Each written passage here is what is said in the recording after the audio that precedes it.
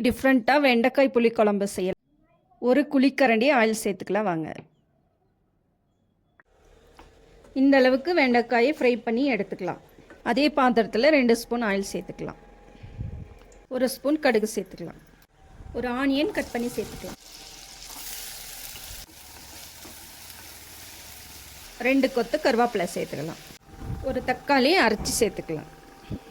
1 spoon மிளகாய்த்தூள், 1 spoon குழம்பு மிளகாய்த்தூள், 1/4 ஸ்பூன் மஞ்சத்தூள், 1 ஸ்பூன் உப்பு,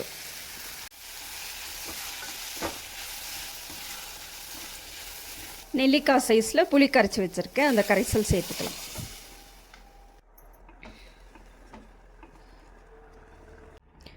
ஃப்ரை பண்ணி வச்ச வெண்டைக்காய் இதில் சேர்த்துக்கலாம்.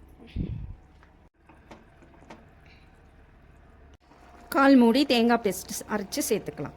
கடைசியாக மல்லித்தலை தூவி இறக்கிக்கலாம். வெண்டைக்காய் புளிக்குழம்பு ரெடி. நீங்களும் செஞ்சு பார்த்துட்டு எப்படி இருக்குன்னு கமெண்ட் பண்ணுங்கள்.